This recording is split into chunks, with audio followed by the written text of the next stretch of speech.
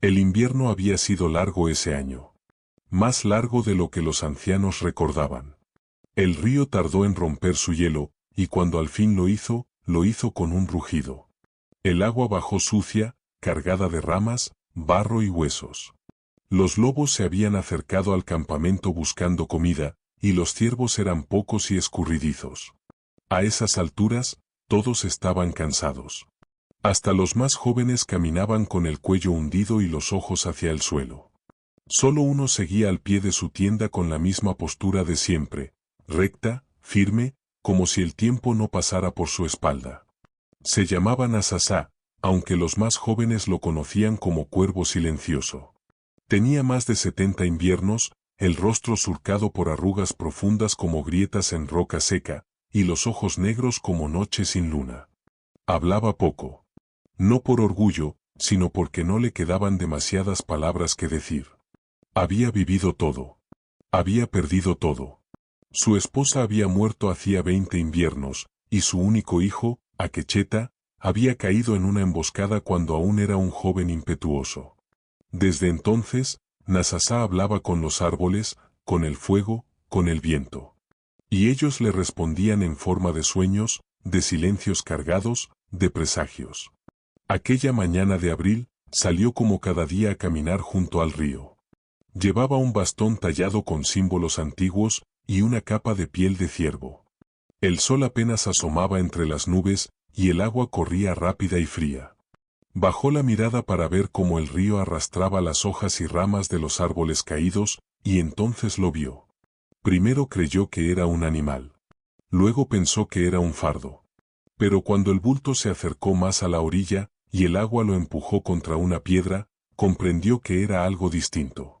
Se acercó con esfuerzo, hundiendo los pies en el barro. El cuerpo era pequeño. Una niña. Tenía la piel pálida, empapada, el cabello oscuro y enredado, los ojos cerrados y el vestido desgarrado. No parecía respirar. Nasasá se agachó con dificultad, apoyando una rodilla en la tierra húmeda. Colocó una mano sobre el pecho de la niña. Tardó unos segundos en sentir el leve ascenso. Estaba viva. La envolvió en su capa sin pensarlo. Su espalda crujió al levantarla, pero no dijo nada. No hizo falta. El río rugía a su lado, como si hablara por él. No preguntó quién era. No preguntó por qué estaba sola. Solo caminó de regreso al campamento con la niña en brazos, mientras los cuervos volaban por encima, como testigos silenciosos del destino. Cuando llegó, las miradas se posaron en él como cuchillos. Las mujeres se acercaron primero. Una joven llamada Takani quiso tocar a la niña, pero Nasasá negó con la cabeza. No es para la muerte, dijo simplemente. Es para la vida. Entró en su tienda y la colocó sobre pieles secas. Encendió fuego, le frotó los pies con grasa caliente, le dio infusiones con las manos firmes de quien aún recuerda cómo se cuida a un hijo. Durante 3 días no durmió. Durante 3 días solo la miró, respirando con ella, hasta que por fin, una mañana, la niña abrió los ojos. Eran verdes. Como los sauces al borde del agua. No habló. Solo lo miró. Nasasá tampoco dijo nada. Solo asintió, como si ese gesto bastara. «¿Ya estás aquí?», susurró. No preguntó su nombre. No hacía falta. En el campamento empezaron a llamarla Atsa, que en su lengua significaba golondrina. Porque había llegado con el deshielo, con el agua, y porque algo en su mirada parecía venir de lejos. Atsa no recordaba nada. Ni su nombre, ni su edad exacta, ni de dónde venía. Solo tenía imágenes sueltas. Una mujer con trenzas. Un caballo blanco. Gritos. Y luego, el río. Nasasá la adoptó sin hacer un gesto formal. No pidió permiso. Solo la cuidó. Le enseñó a caminar entre los arbustos sin hacer ruido, a distinguir el canto de los pájaros, a recolectar raíces sin arrancar el alma de la planta. Atsa aprendía rápido. No preguntaba mucho. Pero cada noche, se acercaba a él y le decía: «Gracias por encontrarme».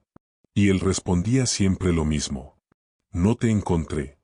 El río te trajo». Los años pasaron como agua por piedra. Atsa creció en silencio. No como una niña común, sino como quien sabe que su vida es un regalo prestado. Tenía una gracia natural para moverse, una mirada profunda para su edad. No era del todo apache, pero tampoco ajena. Algunos sospechaban que era mestiza. Otros decían que era hija de espíritus. Pero todos, incluso los más duros, sabían que su presencia tenía un propósito. Cuando cumplió los 14 inviernos, Nasasá empezó a quedarse más tiempo sentado. Su cuerpo ya no respondía igual. A veces tosía por la noche. Atsa lo tapaba con pieles, le llevaba infusiones, lo cuidaba como él la cuidó. Pero sabía que el tiempo del anciano se acercaba a su fin. Una tarde, mientras cortaban madera, Atsa lo vio detenerse de golpe. Su mirada se perdió en el horizonte. Luego dijo, sin girarse: «Hay alguien viniendo. Alguien que cambiará todo». Atsa frunció el ceño. «¿Quién? No lo sé aún. Pero vendrá por ti». Y tenía razón. Fue al final del otoño.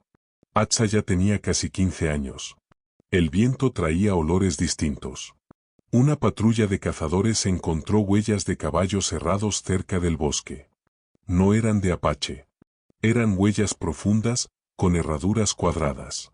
Y entre ellas, huellas pequeñas. De pies descalzos. Esa noche, llegaron al campamento 3 hombres blancos. Iban armados. Decían ser buscadores. Uno de ellos llevaba una hoja con un dibujo, el rostro de una niña, de unos 6 años, con el nombre Clara Whitman. «Desapareció hace casi 9 años», dijo uno de ellos. «Hija de una mujer de Illinois. Hubo un ataque cerca del río. Los cuerpos nunca se encontraron. Hasta ahora. Nasasá no los dejó entrar. Les pidió que esperaran fuera del círculo. Habló con Atsa. Le mostró el dibujo. Era ella. No cabía duda». Atsa se quedó mucho rato en silencio. Luego dijo: «¿Qué soy entonces? Eres mi hija. ¿Y antes? Antes eras un pájaro sin nido. Ahora eres tierra. ¿Y ellos? Ellos quieren devolverte el pasado. ¿Y si yo quiero el presente?» Nasasá la miró con los ojos húmedos. Luego asintió. «Entonces escoge». Atsa salió del círculo al amanecer. Los hombres esperaban con la esperanza en el rostro. Ella los miró, uno por uno. Luego les dijo: «Mi nombre es Atsa. Golondrina. Y mi hogar está aquí». Los hombres no insistieron. Quizá porque vieron en sus ojos que no había niña que rescatar. Solo una mujer que ya había sido salvada. Pero el destino no había terminado con ellos. Esa noche, Nasasá no durmió. Cuando Atsa se despertó, lo encontró tendido, con los ojos cerrados y una expresión de paz absoluta. En sus manos, sostenía el bastón tallado que siempre lo acompañaba. Atsa no lloró. Solo se sentó a su lado y le susurró: «Gracias por no preguntarme nunca de dónde venía». Lo enterraron al borde del río, donde todo había empezado. Y cuando el agua volvió a crecer al año siguiente, todos en el campamento vieron algo extraño: una sola golondrina, fuera de estación, volando sobre la tumba, dando vueltas como si saludara. Atsa la observó desde la orilla. Sabía lo que significaba. Y entonces, comenzó a caminar. Durante el primer año después de la muerte de Nasasá, Atsa permaneció en el campamento. Seguía despertando antes que nadie, preparando fuego, moliendo raíces, entrenando con el arco y caminando junto al río que le había devuelto la vida. Todos la trataban con respeto, pero no como a una niña. Había crecido sin avisar. Su cuerpo había cambiado, sí, pero también su forma de mirar. Observaba el mundo como quien sabe que un día tendrá que dejarlo. No porque no lo amara, sino porque algo en ella le decía que aún no estaba completa. Que su historia no terminaba allí.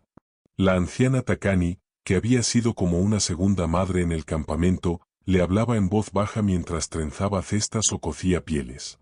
«Nasasá te crió con las raíces en la tierra, Atsa», decía. «Pero tú naciste con alas. No las escondas». Fue una noche, al pie del fuego, cuando Atza tomó la decisión. No lo anunció. Solo lo preparó. Dejó una bolsa con medicina seca, otra con comida, un cuchillo, un arco, el bastón de Nasasá y una pequeña piedra que él le había dado cuando era niña, tallada con el símbolo del río. Se despidió de cada árbol, de cada sombra. No lloró. Tampoco mintió. Solo abrazó a Takani en silencio. ¿Sabes a dónde vas?, preguntó la anciana. No. Pero sí sé que tengo que ir. Entonces que el viento de cuervo silencioso te acompañe. Atza partió al amanecer, caminando hacia el norte. No buscaba nada concreto. No un nombre, ni un apellido, ni una madre blanca con vestidos de ciudad. Pero sabía que si ignoraba la llamada, algo dentro de ella se marchitaría. Así como el río que deja de correr se pudre, también lo haría su espíritu si no seguía el cauce que ya se había formado dentro de ella. El mundo más allá del campamento no era como el que Nasasá le había enseñado. Los caminos estaban llenos de ruido, de humo, de hombres armados que no sabían mirar sin medir. Pasó por pueblos pequeños donde la gente la miraba como se mira a alguien que no encaja, con curiosidad envuelta en desconfianza. Algunos creían que era apache, otros que era mexicana. Nadie acertaba. Y a ella ya no le importaba. Un día llegó a un asentamiento a orillas de un lago. Había allí una vieja iglesia de madera, una taberna, una tienda de víveres y un pequeño internado para niños abandonados. No tenía intención de quedarse, pero algo la hizo detenerse. Un niño, sucio y descalzo, lloraba en un rincón. Nadie lo miraba. Nadie lo consolaba. Atza se agachó, le ofreció un trozo de fruta seca, y le habló en voz baja. El niño no dijo una palabra, pero se comió la fruta sin mirarla. Una mujer blanca, de pelo canoso y rostro amargo, la observaba desde el porche del internado. ¿Lo conoces?, preguntó con voz áspera. No. Pero sí sé lo que es estar sola. La mujer la estudió unos segundos. ¿Sabes cuidar niños? Sé cuidar. Así comenzó una nueva etapa. Atza se quedó allí. No por miedo a seguir, sino porque entendió que el camino también se construye cuando uno se detiene a dar lo que tiene. Ayudaba en la cocina, lavaba heridas, contaba historias a los más pequeños. Nunca dijo de dónde venía. Nunca dijo que había tenido otro nombre. Solo una vez, una niña con trenzas le preguntó: ¿Tú tuviste mamá? Y Atza respondió: tuve río. Tuve viento. Tuve un viejo que me enseñó a escuchar los silencios. Con los meses, su presencia se volvió esencial en el internado. Los niños acudían a ella como se acude al fuego en invierno. Los mayores la respetaban. Incluso la mujer blanca, que al principio la miraba con recelo, terminó por confiarle las llaves del dispensario. Pero Atza no se sentía completa. Había una canción sin terminar en su pecho. Todo cambió el día que llegó un forastero. Alto, con el sombrero bajo, montado en un caballo negro. Decía llamarse Samuel Whitman. Venía de muy lejos. Había recorrido caminos buscando respuestas. Llevaba consigo una carpeta con papeles, un dibujo antiguo de una niña pequeña con los ojos abiertos como hojas. La encontró limpiando el umbral de la escuela. Se detuvo frente a ella. No dijo nada al principio. Solo la observó. «Tienes los ojos de mi hermana», dijo al fin. Atza se enderezó, sin miedo. «¿Quién eres?» «Soy hijo de Clara Whitman. Ella desapareció en el río hace muchos años. Nunca supimos qué fue de ella. Se decía que había muerto. Pero mi abuelo siempre creyó que estaba viva. Tenía 7 años cuando se la llevaron. Ahora creo que tú eres ella». Atza no respondió. El mundo pareció congelarse un instante. Luego bajó la mirada al cubo de agua. Vio su reflejo. Su rostro. Sus ojos. Todo lo que había sido y lo que aún no era. «Mi nombre es Atza», dijo con calma. «Tal vez también seas Clara. Puede ser. Pero si lo soy, fue otra vida». Samuel no insistió. No tenía la dureza de los otros hombres que había conocido en el camino. Solo tristeza y una necesidad profunda de cerrar un ciclo. «Mi madre murió hace un año», añadió. Nunca supo que podrías estar viva. Pero si tú lo eres, quiero que lo sepas. Tenía tu retrato en su mesa hasta el final. Atsa lo miró largamente. Luego le ofreció agua. Se sentaron en un tronco, bajo la sombra. Hablaron poco. Samuel le dejó una carta, una fotografía y una flor seca que su madre había guardado desde niña. Luego se fue. Esa noche, Atsa no durmió. Leyó la carta. Tocó la flor. Observó la foto. Y lloró. No por tristeza, sino por gratitud. Porque el río le había devuelto no solo la vida, sino también el derecho a elegir su historia. Al amanecer, empacó de nuevo. Se despidió de los niños con abrazos largos. Les dejó cuentos, amuletos y promesas. ¿A dónde vas ahora?, preguntó la mujer del internado. A buscar un lugar donde pueda hacer ambas cosas, respondió Atsa y Clara, sin tener que renunciar a ninguna. Y así partió, con el bastón de Nasasá, la piedra tallada, y la flor seca de su madre en el bolsillo.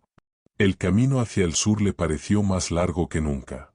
No porque lo fuera, sino porque cada paso lo daba no como una niña que huye ni como una joven que busca, sino como una mujer que regresa. Las montañas tenían la misma forma, los árboles se alzaban con idéntica dignidad, pero algo había cambiado. O tal vez todo estaba igual y era ella quien ya no era la misma. Caminaba con los hombros erguidos y el corazón abierto, pero también con una calma que no conocía en su juventud. No había prisa, ni miedo. Solo una certeza interior que la guiaba como una llama mansa en la noche. Al llegar al antiguo campamento apache, encontró a Takani sentada junto al fuego, como si la hubiera estado esperando desde el mismo día en que partió. Su rostro estaba más arrugado, sus manos más lentas, pero sus ojos seguían igual, profundos, sabios, generosos.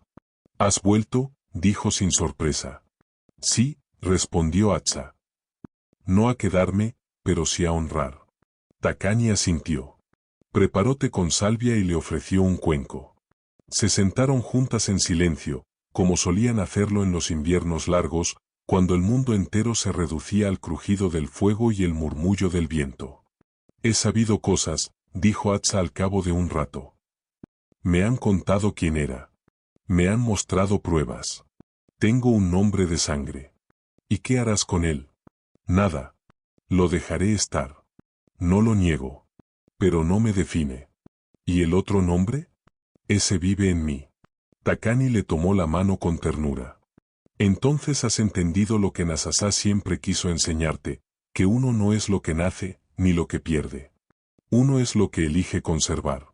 Esa noche durmió en la tienda donde había crecido. El bastón de cuervo silencioso aún colgaba sobre la entrada.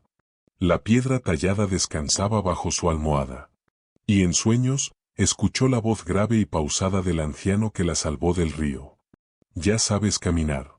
Ahora aprende a quedarte sin dejar de moverte. Pasó algunas lunas entre los suyos.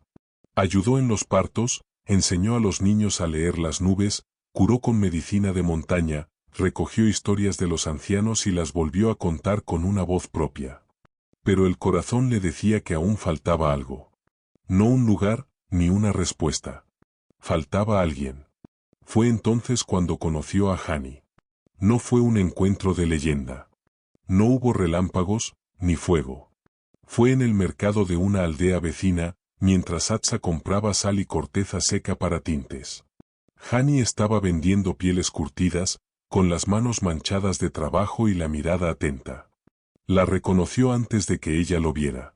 No por su rostro, sino por la forma en que caminaba, como si no pidiera permiso a la tierra, pero tampoco la desafiara. Hablaron de cosas pequeñas al principio. El clima. Las rutas. El valor del trueque. Luego vinieron las historias. Él era de otra tribu, al oeste, pero había vivido también entre blancos. Sabía leer mapas. Sabía callar cuando hacía falta. Tenía la risa fácil y la paciencia rara de los que han perdido y han vuelto a ganar. Ella no buscaba amor, pero el amor, a veces, no necesita ser buscado. Solo espera. Se vieron muchas veces. Primero en el mercado. luego en los bordes del bosque. Después, en el río. Una tarde, mientras ella lavaba hierbas y él reparaba un cesto, Hani le dijo: «No quiero saber de quién vienes. Quiero saber hacia dónde caminas». Y ella respondió: «Camino hacia lo que se construye lento. Lo que no exige. Lo que permanece».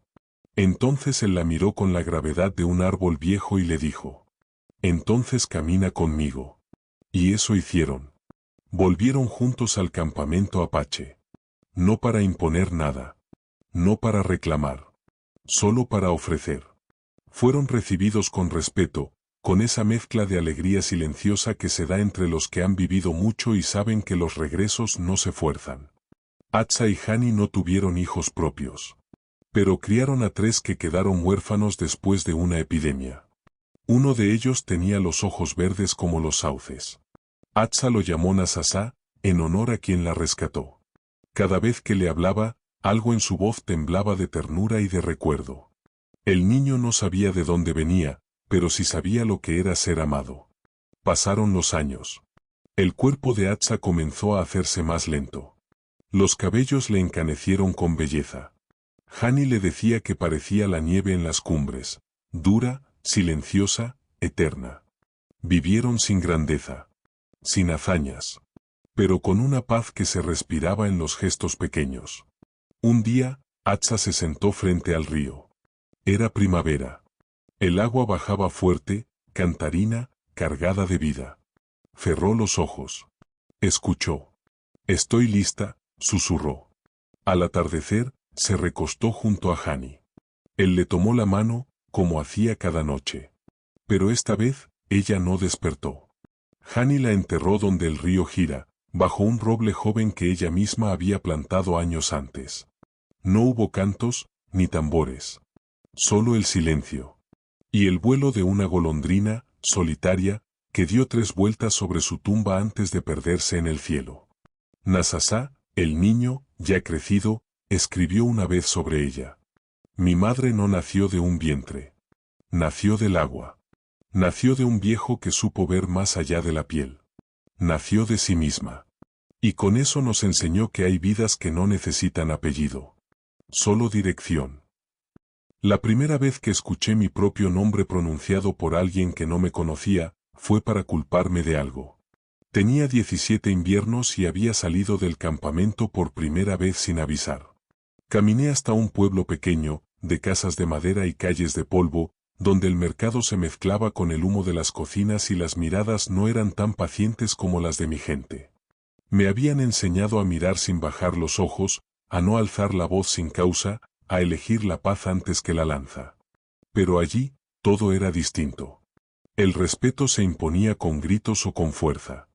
El nombre Nasasá le sonaba raro, y eso bastó para que me señalaran cuando desapareció una bolsa de monedas de una carreta. No me defendí. Solo dije que no fui yo. Lo repetí una vez. Luego me callé. Me empujaron. Me escupieron. Me llevaron ante un hombre grande, con sombrero y voz rota por el whisky. Me preguntó si sabía lo que hacían con los ladrones allí. No respondí. Estaba a punto de hablar, de pelear, de lanzarme, cuando alguien intervino. Era una joven. Morena, con el cabello recogido y la ropa cubierta de harina. Dijo que me había visto todo el tiempo. Que yo no había tocado nada. Que el ladrón fue otro. Uno que ya se había ido. El hombre la miró como si quisiera tragársela. Pero no pudo negarse. Me soltaron. Sin pedir disculpas. Yo no sabía quién era ella, pero la busqué. Me llevó todo el día. Finalmente la encontré en una casa de adobe, donde horneaban pan para vender en el mercado. Se llamaba Mariel. Tenía madre mexicana y padre de nadie. Criada entre muchos, hija de ninguno. Me miró con burla al principio, como si no entendiera por qué yo había vuelto. ¿Creíste que no iba a decir la verdad? Me dijo. No lo hice por ti. Lo hice por mí. Porque me harté de ver cómo tratan a los que no entienden. Gracias igual, respondí. No me des las gracias. Mejor ayúdame con la harina. Las hogazas no se hacen solas. Me quedé 2 días. luego 3. Después una semana. Ella trabajaba como si el mundo se fuera a acabar al caer el sol. Se reía fuerte. Me discutía todo. Me empujaba con palabras y con las manos cuando intentaba tocarla. Pero me dejaba estar. Una noche, mientras el horno aún ardía y el pueblo dormía, me dijo: tú no eres de aquí. Ni siquiera eres de los tuyos del todo. ¿Lo sabes, verdad? Lo sé. ¿Y te pesa? Me forjó. ¿Y si mañana nadie supiera quién fuiste? Seguiría caminando igual. Entonces se quedó callada. Me miró largo rato. Entonces puedes quedarte. Eso fue el principio. No de un romance simple, sino de una vida compartida con la intensidad que solo conocen los que han vivido sin raíces. Mariel no quería un hogar en sentido clásico. Quería una libertad con compromiso. Un techo donde pudiera entrar el viento. Un hombre que no la apretara, pero que no la soltara. Durante años viajamos de pueblo en pueblo, vendiendo pan, ayudando en curas, enseñando canciones a niños que nunca habían oído un tambor apache ni una oración en lengua vieja. Yo cargaba el bastón de mi madre y ella el fuego de la suya. Nunca tuvimos hijos. No vinieron.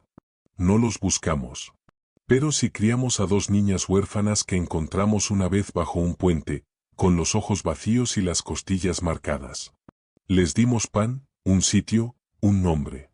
Yo las llamé Luma y Llora. Mariel las llamó nuestras. Un día, llegó al pueblo un grupo de hombres con rifles. Venían buscando indios asilados. Decían que uno de los nuestros había matado a un blanco en el Valle del Este. Nunca lo probaron. Nunca lo buscaron de verdad. Solo querían sangre. Querían castigo. Entraron a la plaza. Reunieron a todos. Me miraron. Señalaron mi piel. Mi cabello. Mi forma de estar en pie. Ese debe ser uno, dijo uno de ellos. Yo di un paso. No para huir. Para dejar claro que no bajaría los ojos. Estaban por cargar el arma cuando escuché la voz de Luma. Es panadero. No guerrero. ¿Y tú qué sabes? Porque es mi padre. Fue la primera vez que me llamó así. Nunca me lo había dicho. No hizo falta más. El pueblo no habló. No me defendieron. Pero tampoco me entregaron. Los hombres se fueron. Esa noche quemaron 2 casas. No la nuestra. Al día siguiente, Mariel me dijo: no puedes vivir toda la vida evitando el filo. Si no vas a pelear, al menos enseña. ¿Qué? Tu historia. Tu raíz. Lo que Atsa te dio. Y así empezamos a andar de nuevo, pero con otro propósito. Hablaba en escuelas. En fogatas. En patios de tierra y en bibliotecas. Contaba lo que era nacer del río. Ser elegido por el viejo que ya no esperaba nada. Ser amado por una mujer que no necesitó parirte para llamarte hijo. Y donde iba, sembraba algo. Y ahora, que mis pasos son más lentos y mis hijas ya caminan solas, siento que todo lo que he vivido no fue para ser recordado. Fue para dejar memoria viva. Y aún no ha terminado. Volví al río cuando ya tenía canas en la barba y los huesos me hablaban con cada paso. No lo hice por nostalgia, ni por ceremonia. Lo hice porque Luma lo pidió. Ella tenía 16 años y la inquietud en los ojos que Atsa tenía cuando me hablaba de lo que venía más allá de los montes. Era callada, pero firme. Me había observado toda su infancia.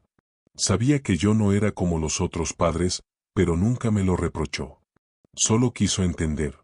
Y un día, mientras recogía leña conmigo, dijo: ¿puedo ver dónde empezó todo? ¿Todo qué? Tú. La historia. La de tu madre. La del río. Entonces supe que era hora. Caminamos durante 3 días. Llevamos poco: comida seca, mantas, un cuchillo, el bastón de cuervo silencioso y una pequeña caja donde guardaba la piedra que Atsa me dio de niño. Llora no vino. Ella tenía otros caminos, más urbanos, más ruidosos. Pero me pidió que llevara su cuaderno de dibujos. Para que vea con mis ojos, aunque no camine con mis pies, dijo. Y así lo hice. El campamento estaba cambiado. Había menos tiendas, más estructuras de madera.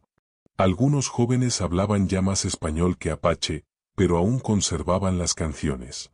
Takani ya no vivía. Me dijeron que partió un invierno, tranquila, bajo una manta tejida por Atsa. Me mostraron su tumba junto a la de mi madre. Las raíces del roble eran más gruesas. El viento más pausado. El agua del río sonaba igual. Luma se arrodilló frente a las piedras. Puso el cuaderno de Yora a un lado y dejó allí una hoja dibujada con tinta, un retrato de Atsa con los ojos cerrados, como si escuchara algo que los demás no oían. Luego me miró. ¿Te duele?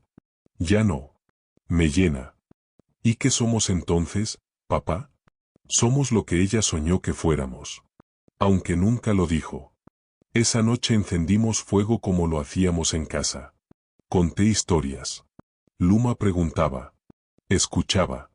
Dibujaba en silencio. Yo veía en ella no a una repetición, sino una nueva raíz brotando de una tierra antigua. No era Atsa, ni Mariel, ni yo. Era ella.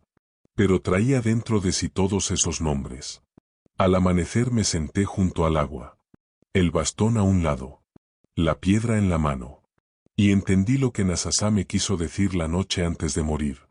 No la recojas. Acompáñala. No se trata de guardar todo. Ni de explicar todo. Se trata de permitir que lo que fuese vuelva algo nuevo en quienes vienen después. Luma me abrazó al despedirnos del río. Gracias por traerme. Gracias por pedírmelo. Cuando bajamos por los senderos del regreso, supe que no volvería. No porque no pudiera, sino porque ya no era necesario. Lo que el río me dio, lo devolví. Y lo que Atsa sembró, ya tenía nuevas ramas. Volvimos del río cuando las primeras lluvias del otoño empezaban a empapar los caminos. El aire olía distinto, como si lo que habíamos vivido allá se hubiera pegado a nuestra piel, trayendo consigo otra estación dentro del pecho. Luma hablaba poco.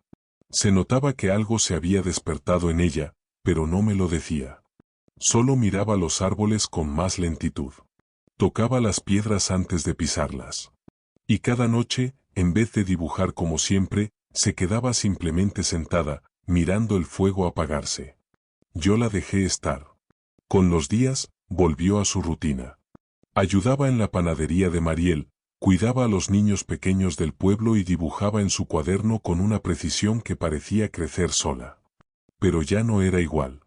Había algo nuevo en sus trazos, una suavidad que venía de lejos, una nostalgia que no era suya, pero que la habitaba como si lo fuera. Un día, me entregó una hoja. Era un dibujo de una niña envuelta en una manta, flotando en un río, con los ojos cerrados. A su lado, un anciano con el rostro como una roca y los ojos como la noche la recogía sin decir nada. ¿Es ella? Me preguntó. Sí. Es Atsa. ¿Y eres tú también? No. Yo estaba en sus brazos, no en sus dibujos. Pero ahora estás aquí. Sí. Guardó silencio un rato. Luego dijo. Quiero irme un tiempo. No fue un reclamo. No fue rebeldía. Fue una afirmación suave, dicha como se dice un rezo. Ya lo sabía antes de que lo dijera. Era el eco de algo que ya se había dicho antes, muchas generaciones atrás. ¿A dónde? Le pregunté. Al sur. Donde dicen que hay gente que no tiene casa, ni idioma, ni mapa. Quiero dibujarles. Quiero escucharlos. ¿Y qué buscarás allí? Nada. Pero quizá me encuentre. Asentí. No le di consejos. No le entregué nada ceremonial. Solo le puse en la mano la piedra de Atsa, la que había traído del río, y el bastón, ya viejo, con los símbolos de cuervo silencioso casi borrados por el tiempo. ¿Y si no vuelvo? Me preguntó. Entonces sabré que estás donde debes estar. Mariel la abrazó largo. Yora le dibujó un mapa de estrellas. La despedimos al amanecer, sin llanto. Porque sabíamos que irse no era romper. Era crecer. Pasaron 2 inviernos. Luma no volvió, pero enviaba cartas. Con ellas llegaban papeles llenos de rostros. Ancianas con trenzas, niños jugando con barro, un hombre tocando un tambor hecho de bidones oxidados. En cada rostro había ternura. Había dignidad. Había rastro de algo antiguo que ella sabía reconocer, aunque no supiera cómo se llamaba. En una carta, escribió: Ahora entiendo. No todos nacemos del agua. Pero todos necesitamos que alguien nos recoja cuando aún no sabemos nadar. Yo estoy recogiendo historias. No para salvar a nadie. Solo para dejar constancia. Como tú hiciste conmigo. Como Atsa hizo contigo. Esa noche, al leerla, me senté solo bajo el cielo abierto. No lloré. Pero cerré los ojos y vi otra vez la escena: Nasasá viejo, sacando a una niña del río. Atsa cargándome en brazos. Mariel diciéndome que amar era dejar ir sin perder. Luma, con la piedra en el bolsillo y un cuaderno en la mochila, caminando sin miedo. Y entendí. Todo había valido la pena. Cada silencio. Cada herida. Cada paso. Porque el río no solo arrastra. También siembra. Y Atsa, la niña sin pasado, la mujer sin sangre, había plantado un árbol tan grande que ya tenía sombra para muchas generaciones. Luma era la nueva rama. Y yo, solo el testigo. El que puede decir con certeza que no todos los padres dan la vida, pero algunos la devuelven. Y eso basta.